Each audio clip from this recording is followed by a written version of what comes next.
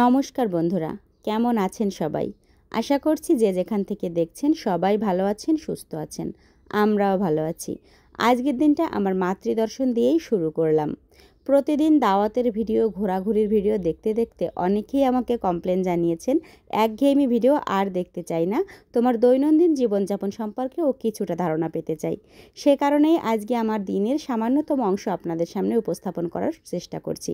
পুরো দিনটাকে তো এক ভিডিওতে আনা সম্ভব নয়, তবে কিছু কিছু স্মৃতি ছোট ছোট ক্লিপ আকারে একসঙ্গে জুড়ে দিয়ে আপনাদের সঙ্গে শেয়ার করছি আমার দিনের কিছুটা। তো ভালো লাগলে অবশ্যই লাইক, কমেন্ট, শেয়ার করতে ভুলবেন না এবং আপনার মূল্যবান মন্তব্য রেখে যাবেন, যেন পরবর্তী ভিডিও তৈরি করতে আমি আরও বেশি উৎসাহ পাই। তো চলুন আমার মতো করে আমার মাতৃসাধনা যেভাবে চলে তার খানিকটা আপনাদের সঙ্গে দেখিয়ে নিই। পূজা পালি শেষ করে তারপরে আমাকে স্কুলে যেতে হবে, আর পূজার সম্পূর্ণ অংশটাও এক ভিডিওতে আনতে পারবো না, তাই বিশেষ বিশেষ অংশগুলো আপনাদের সঙ্গে একটু একটু দেখাচ্ছি। যদি আমার পূজার সম্পূর্ণ ভিডিও আপনার দেখতে ইচ্ছা করে থাকে তো কমেন্ট বক্সে অবশ্যই কমেন্ট ছেড়ে যাবেন। আমি চেষ্টা করব সম্পূর্ণ পূজা নিয়ে একটা ব্লগ করার। এটা আমার প্রতিদিনের রুটিন। প্রতিদিন যদি কোনো বিপদ আপদ বা অন্য কোনো কারণ না থেকে থাকে তাহলে প্রতিটা দিন এভাবেই আমি শুরু করি। সকাল থেকে শুরু করে আমার নিজের কাজ সেরে, পূজা সেরে স্কুলে যাওয়া, এই ছাড়া আমার বাড়িতে অন্য কোনো দায়িত্ব নাই।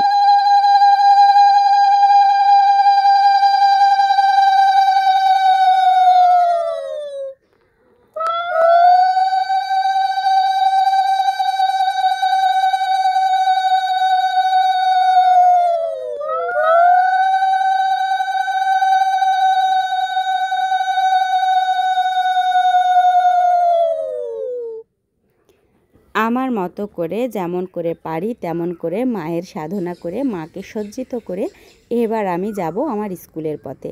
রেডি হতে হবে, লাঞ্চ প্যাক করতে হবে, তারপর যেতে হবে। স্কুলটা যদিও খুব একটা দূরে নয়, তবুও স্কুলে যাওয়ার আগে তো কিছুটা কাজ থেকেই যায়। তো দেখে নিন আমার দুর্গা মায়ের মুখটাও, আর এই হচ্ছে আমার সুন্দর সুন্দর রুমে যে রাখা প্লান্টগুলো সেগুলোও আছে। তাদের সঙ্গে দেখা করে ছোট্ট ছোট্ট মাছদের একটুখানি খাবার দিয়ে এবার বেরিয়ে পড়েছি আমি আমার স্কুলের পথে। এখন বাজে 8:15। আজ আমি একটু সকাল সকালে যাচ্ছি, কারণ স্কুল মেইনটেইনের যে দায়িত্বটা সেটা আজকে ছিল আমার জন্য। আমরা 5 জন শিক্ষক ভাগ করে নিয়েছি স্কুলের কাজগুলো। প্রতিদিনের পরিষ্কার পরিচ্ছন্নতাগুলো আমরা এক এক দিন এক একজনে পালন করি। তো সে কারণে আজকে যেহেতু আমার দায়িত্ব ছিল, তাই অন্য দিনের তুলনায় একটু তাড়াতাড়ি আমাকে স্কুলে যেতে হচ্ছে। দেখুন কতটা রোদ উঠে গেছে, আর ওই যে আমার স্কুলটি, কি সুন্দর স্কুল তাই না? একেবারে বাড়ির মতো। যে কোনো অফিসার এসে বাড়িই মনে করেন। আসলে আমার ভালো স্কুলটি ভাঙা পড়েছে রেল লাইনের কারণে, আর এখন এই অর্ধপাকা স্কুলটিতে আমরা আমাদের কাজ চালাচ্ছি। আমাদের স্কুলে স্টুডেন্ট সংখ্যা খুবই সীমিত, তাদের জন্য এটা ঠিক আছে, আমাদের কোনো অসুবিধা হয় না। তবে আমরা আশা করছি অতি দ্রুত সুন্দর একটা বিল্ডিং আমরা পেয়ে যাব। তো বাচ্চারা লাইন ধরে দাঁড়িয়ে আছে, সারিবদ্ধভাবে তারা ক্লাসরুমে প্রবেশ করবে। এসে প্রথমেই আমি গেটটা খুলে দিলাম, কারণ গেটটা অনেক ভারী। এত ভারী গেট এত ছোট ছোট বাচ্চারা সরাতে পারবে না। তো তাদেরকে আমি একে একে রুমে ঢুকিয়ে দিয়ে তারপর ধীরে ধীরে আমার যে কাজগুলো আছে, মানে আজকের জন্য আমার যে দায়িত্ব আছে, একে একে পালন করব। আজ বৃহস্পতিবার, সকালবেলা পূজাতে একটু বেশি সময় লাগে, তবে পুরো পূজাটা আপনাদের সঙ্গে দেখাতে না পারার জন্য দুঃখ প্রকাশ করছি। তারপর এসে পড়েছি স্কুলে, আর এই যে আমার স্কুল গৃহ, সবাই এখনও আসেনি। কিছু ছেলে মেয়ে আছে যারা অনেক তাড়াতাড়ি আসে, তারা এসে পড়েছে। তো তাদেরকে রুমে ঢুকিয়ে দিয়ে এবার আমি আমার অফিস রুমটা খুলছি। দেখুন কেউ আসেনি, একেবারে ঘুটঘুটটা অন্ধকার। কোনো ব্যাপার না, জানালা খুলে দিলেই সূর্যের মুখ এসে দেখা দেবে আমার মুখে। কিন্তু আপাতত আমি লাইটটা জ্বালিয়ে জানালাগুলো খুলব, কারণ ইঁদুরের উৎপাত আছে প্রচণ্ড। আমি অন্ধকারে জানালা খুলতে গেলে ইঁদুর দেখা গেলো আমার পায়ের নিচে পড়বে। ইঁদুর ভয় না পেলেও আমি ভয় পাবো। এই যে দেখুন বাইরে কতটা আলো। তো জানালা খুলে দিয়ে প্রথম কাজ হচ্ছে পতাকা টাঙানো। সেই কারণে আমি পতাকাটা নিয়ে এগিয়ে যাচ্ছি। ওই গেটের কাছে আমার পতাকা টাঙানো শেষ হয়েছে। এবার আমি রুম ক্লিন করব। এই ঝাড়ুগুলো প্রত্যেকটা রুমে একটা করে রাখা থাকে, যেটা দিয়ে আমরা রুমগুলো পরিষ্কার করি। এই কাজগুলো আমাদের নিজেদেরই করে নিতে হয়, আর এই কারণেই সপ্তাহের 5টা দিন আমরা 5 জনে আলাদা আলাদা করে দায়িত্ব পালন করি, কারণ প্রতিদিন একজন না একজনকে এই কাজগুলোই করাই লাগে, যেহেতু আমাদের স্কুলে কোনো পরিচ্ছন্নতা কর্মী নেই। আর ছোট স্কুল, অল্প ছেলে মেয়ে, এখানে পরিচ্ছন্নতা কর্মীর আশাও আমরা করি না। না, কারণ এই কাজগুলো করতে আমার বেশ ভালো লাগে। আমার যেদিন দায়িত্ব থাকে সেদিন আমার অনেক বেশি উৎসব মুখর মনে হয় দিনটা, এবং অনেক দায়িত্ববান মনে হয় নিজেকে। যে কোনো ধরনের দায়িত্ব, যা সে কাজ যেমনই হোক না কারো, আমার কাছে দায়িত্ব থাকলে আমার মনে হয় সেটা আমি অন্যদের থেকে চেষ্টা করি আরও বেশি সুন্দর করে করার, যেন খুঁত কম থাকে। খুঁত তো থাকবেই, তারপরেও আমার মতো করে আমি গুছিয়ে গাছিয়ে নিয়ে দিনটাকে শুরু করি। এবং সেদিন যেদিন আমার দায়িত্ব থাকে স্কুলে, আমার মনে হয় স্কুলের আমি সব কিছুর জন্য আমি দায়বদ্ধ, সেরকম মনে হয়। তো আমি আমার অফিস রুমটা সুন্দর করে ঝাড় দিয়ে দিলাম। তারপরে একে একে বারান্দা ঝাড় দিব। সঙ্গে আরও অনেক কিছু কাজ থাকে। কিছু গাছ আছে যেগুলো আমরা প্রতিদিন রোদে দেই, আবার তুলে রাখি, তাদের জল দিতে হবে। আরও আছে নিজেদের খাবার জল আনা আছে, যেহেতু আমাদের স্কুলে কোনো মোটরও নাই, আর টিউবওয়েলটাও প্রায় নষ্ট, দূর থেকে জল আনতে হবে। তো বাচ্চাদের সহযোগিতায় আমি এই কাজগুলো কমপ্লিট করি। আমার একা তো সম্ভব না। আমি যে একটা রুম আমি ঝাড় দিচ্ছি, বারান্দাটা আমি ঝাড় দিচ্ছি, কিছু ছেলে মেয়ে আছে যারা নিজেদের একটু বড়, তারা নিজেদের রুমগুলো ঝাড় দিচ্ছে। এভাবেই সকালটা আমাদের শুরু হয়, এবং আনন্দঘন পরিবেশে আমরা এই কাজগুলো করি। এবং এই শিশুরাও আমার সঙ্গে কাজ করতে বেশ উৎসাহ পায়, এবং সবার সঙ্গেই কাজ করে, তবে বেশি আনন্দ পায়, কারণ সাধারণত আমি কাজ করার সময় ক্যামেরাটা অন করে দূরে সেট করে রাখি। তো ওরাও চায় ভিডিওর ভিতরে আসতে, কারণে অকারণে অবচেতনে যে কোনোভাবে হোক আর কি। তো আমার কাজটা প্রায় শেষের দিকে, ঝাড় দেওয়া কাজটা। এখানেও ক্যামেরাটা সেট করে রেখেছি একটু দূরে। এটা বেশ কষ্টকর, নিজে নিজে কাজ করা এবং নিজে নিজে ভিডিও ধারণ করাটা বেশ একটু কঠিন, তারপরেও করে ফেলি। রুম পরিষ্কার করা হয়ে গেছে। এবার আমি রুমটা থেকে একটু সুগন্ধিময় করব। এগুলো আমাদের সরস্বতী পুজোতে বেঁচে যাওয়া ধূপকাঠি, এগুলো আমি প্রতিদিন একটা করে দেওয়ার চেষ্টা করি। এবং অন্যরা যখন ক্লাসরুমে আসবে, মানে অফিস রুমে ঢুকবে, তখন একটা ভালো স্মেল পাবে, মনটাই ফ্রেশ হয়ে যাবে, এই কারণে আর কি দেওয়া। তো খুবই স্মেল, এই ধূপকাঠিটাতে অনেক ভালো একটা স্মেল আসে, আর এটা জ্বলতে দেখলে আমার খুবই ভালো লাগে। তো চলুন আবার এটা দিয়ে সারা রুমের যে রুম ফ্রেশনার, এয়ার ফ্রেশনারের কাজটা আমি এটা দিয়েই সারি আর কি।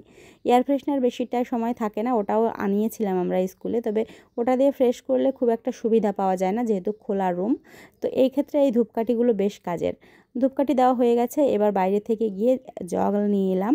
এই জলটা আমি এখন ওয়াটার হিটারে দিয়ে রাখবো, সঙ্গে একটু লবঙ্গ দিয়ে রাখবো, কারণ আমরা যখন 12টার সময় চা খাবো, এই লবঙ্গ দেওয়া জলটা থেকে একটা আলাদা স্মেল জলের ভিতরে চলে যাবে, যে কারণে চাটা করলে চাটা অনেক বেশি টেস্টি লাগবে।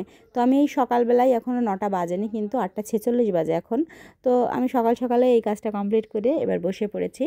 বসে বসে দেখছি এবার একে একে আমার কলিগরা আসবে। আর আমি সকালবেলা বাসা থেকে ব্রেকফাস্টও করে আসিনি, সেটা হয়তো অনেকেই খেয়াল করেছেন, কারণ আমার যেদিন কাজ থাকে সেদিন আমি আমার ব্রেকফাস্টটা স্কুলেই নিয়ে চলে আসি।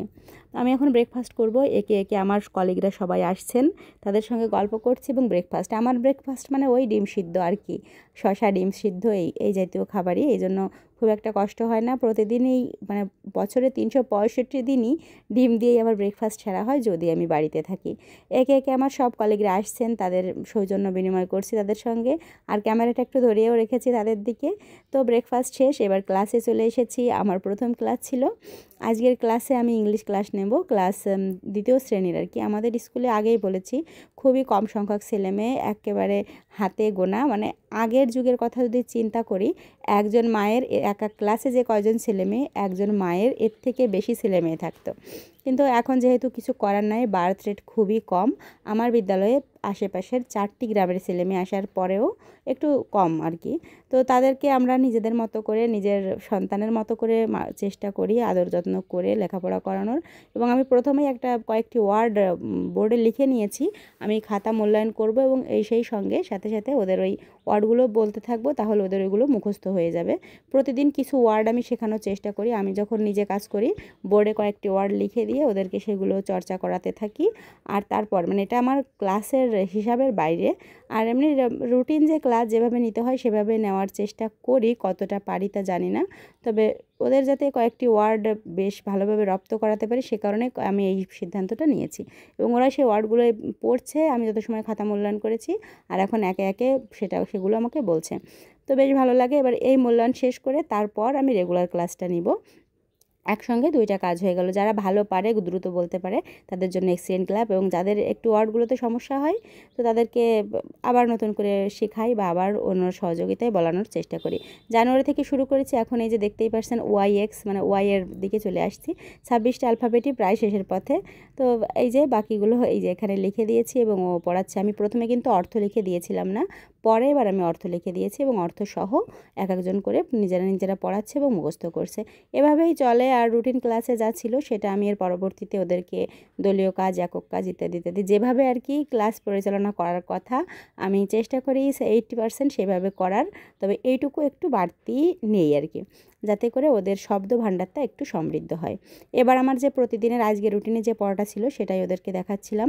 আর যেহেতু অল্প ছেলে মেয়ে, 45 মিনিট টাইম, আমি চাইলেই আমি যে কোনো কিছু আমার মতো করে সাজিয়ে প্ল্যান করে নিতে পারি, এটা সুবিধা।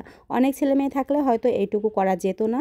অনেক বিদ্যালয়ে অনেক গুণী শিক্ষক আছেন যারা চান, কিন্তু আসলে অতিরিক্ত ছেলে মেয়ে হলে সবাইকে দেখতে গেলে এক্সট্রা কাজ করানো যায় না। তবে এই ক্ষেত্রে আমি খুব লাকি, আমি আমার ইচ্ছা মতো আমার ছেলে মেয়েদের বাড়তি জিনিসও শেখাতে পারি। বাড়তি জিনিস বললে ভুল হবে, এগুলোও বইয়ের জিনিস। তবে শব্দগুলো একবার বা একদিনে পড়া দিলে মনে থাকে না। প্রতিদিন একটু একটু করে 5টা করে শব্দ চর্চা করা হলে সেগুলো ওরা বেশি দিন মনে রাখতে পারে। সে কারণেই এটা করা। ভুল ত্রুটি হলে ক্ষমাসুন্দর দৃষ্টিতে দেখবেন এবং আপনার মূল্যবান মন্তব্য আমাকে সহযোগিতা করবে আরও সুন্দর ক্লাস শ্রেণী পাঠদান পরিচালনা করতে।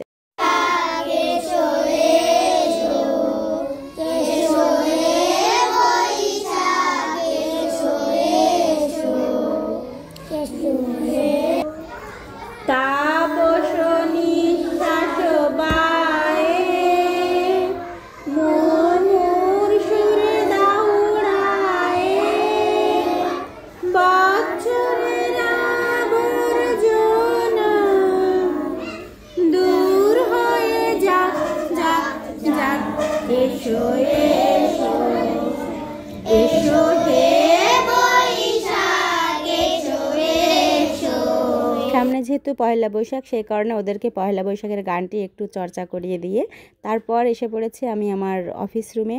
এখন আমাদের সামান্য ব্রেক আছে এবং এখন আমরা মশলা চাটা উপভোগ করব। আমরা সবাই মিলে চা খাবো। একজন তো চা খান না, তো সে কারণে আমরা 3 জনে মিলে এখন চা খাবো। চাটাই যে রেডি করছি, তখন একবার জলটা ফুটিয়ে রেখেছিলাম, আবার ফুটালাম এবং সেই সঙ্গে মশলার স্মেলে পুরো রুমটা একেবারে ম করছে। এটাতেই অর্ধেক ফ্রেশনেস হয়ে গেছে, বাকি ফ্রেশনেস এই চাটাতেই হবে। আর একদম শর্টকাট চা, মানে একেবারে ভিজা পাতির চা যাকে বলে। স্কুলে আসলে ভালো করে ওইভাবে করা যায় না, যেভাবে হয় সহজে দ্রুত সেভাবেই করি এবং আমরা সেভাবেই চা খাই। তো 1 কাপ চা নিয়ে বসে পড়বো এবং যত তাড়াতাড়ি সম্ভব চাটা শেষ করে দ্বিতীয় শিফটের ক্লাস শুরু করতে হবে। আর পুরোটা দেখাতে পারছি না, আরও অনেক ক্লাস ছিল, একটা ক্লাসরুমকেই দেখিয়েছি। ভিডিও করতে গেলে তো ক্লাস নেওয়া সম্ভব হয় না, তবুও একটুখানি দেখাই, মাঝে মাঝে দেখাতে ভালো লাগে। ক্যামেরাম্যান থাকলে অবশ্য ভালো হতো, সে ক্যামেরা করে দিত আর আমি আমার কাজ আমি ঠিক করে করতে পারতাম। একা একা ভিডিও করা তো, সে কারণে প্রতি ক্লাসে কি হচ্ছে না হচ্ছে এটা দেখানো যায় না। তো চাটা খেয়ে নেব এবং বাকি দিনটাও ঠিক এভাবেই একই তালে চলবে। আর স্কুল শেষ করে বাড়ি যেয়ে তো আমার মতো আমি ভিডিও এডিটিং, যাই হোক ভয়েস অ্যাডিং এইগুলো করে দিনটাকে পার করব। তো এই ছিল আমার আজকের দিনটা। আপনাদের কেমন লাগলো?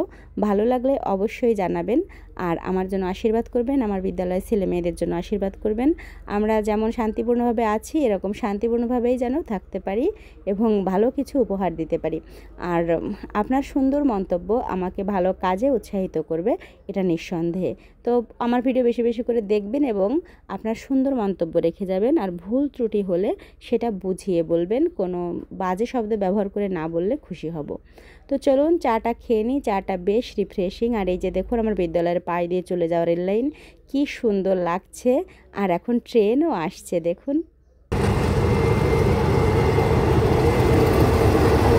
ট্রেন চলে গেল। আজকের মতো আমিও বিদায় নেই। আপনারা সবাই ভালো থাকবেন, সুস্থ থাকবেন, আমার ভিডিও দেখতে থাকবেন, পাশে থাকবেন। নমস্কার সবাইকে, ধন্যবাদ।